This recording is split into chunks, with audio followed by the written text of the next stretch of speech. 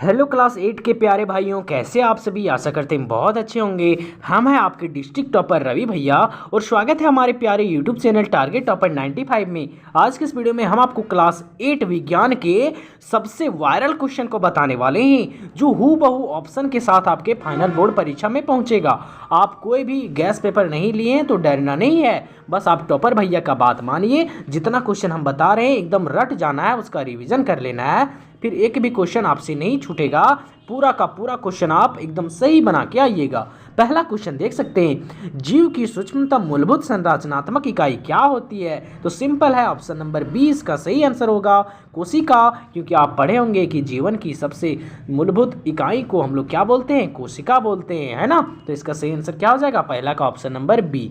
दूसरा क्वेश्चन है कि धातुओं का वह गुण जिसके कारण उसे पीट कर सीट में परिवर्तित किया जा सकता है, उसको हम लोग क्या बोलते हैं। तो आपको पता होगा, उसको हम लोग बोलते हैं आधायत्वर्धनीयता। इसका सही आंसर हो जाएगा ऑप्शन नंबर सी, दूसरा का, है कि नहीं। चलिए तीसरा क्वेश्चन हमारे सामने है कि डेंगू परजीवी का वाहक है किसका, है ना। डेंगू जो है वो एक तरह का क्या है, हमारा परजीवी, और इसका वाहक कौन है।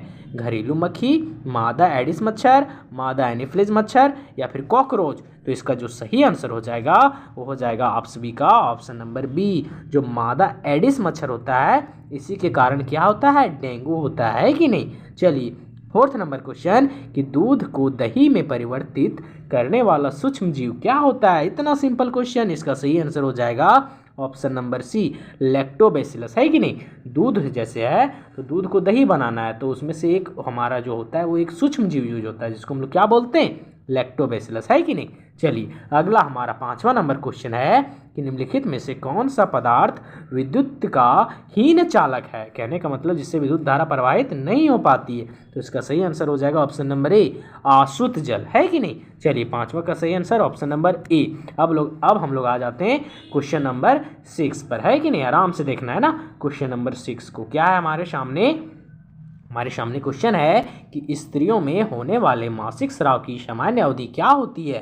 तो इसका जो सही आंसर हो जाएगा छठा का, वो हो जाएगा ऑप्शन नंबर सी, 28 दिन, है कि नहीं। 28 दिन में एक बार ऋतुस्राव होता है, जिसको हम लोग मासिक धर्म भी बोलते हैं, कि नहीं। 7वां नंबर क्वेश्चन कि बल का मात्रक क्या है। तो न्यूटन है, न्यूटन पर मीटर स्क्वायर है, किलोग्राम है, या फिर पास्कल है। तो इसका सही आंसर क्या हो जाएगा, ऑप्शन नंबर ए, है कि नहीं, न्यूटन, है ना। चलिए अगला क्वेश्चन है 8वां नंबर हमारे सामने।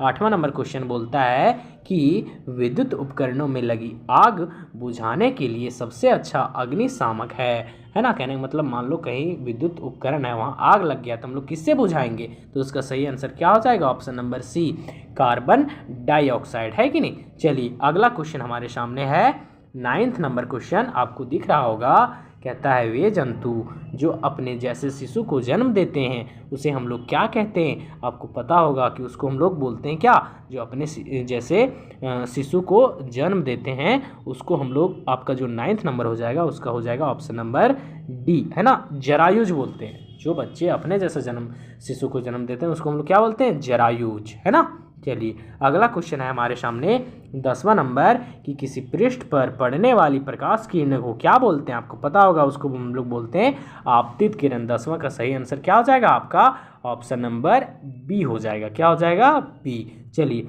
अगला आता है 11 नंबर क्वेश्चन कि दानों को भूसे से अलग करना क्या कहलाता है। दाना है उसको भूसे से अलग कर रहे हैं तो उसको हम लोग क्या बोलते हैं, निराई, कटाई, भंडारण, या फिर थ्रेसिंग। तो इसका जो सही आंसर हो जाएगा 11 का, हो जाएगा आपका ऑप्शन नंबर डी, थ्रेसिंग, है कि नहीं। 12 नंबर क्वेश्चन कि सौर परिवार का सबसे बड़ा ग्रह कौन सा है। आपको पता होगा ऑप्शन नंबर ए, इसका हो जाएगा बृहस्पति, है ना। आपको पता होगा कि आपका 8 ग्रह है, जिसमें से सबसे बड़ा ग्रह कौन है, बृहस्पति, ऑप्शन नंबर ए, है ना। चलिए अगला क्वेश्चन है आपके सामने 13वां नंबर कि निम्नलिखित में से कौन सौर परिवार का सदस्य नहीं है। तो इसका सही आंसर क्या हो जाएगा, तारामंडल, है ना। जो तारामंडल है वो आपका सौर परिवार का सदस्य नहीं है। समझ में आ गया।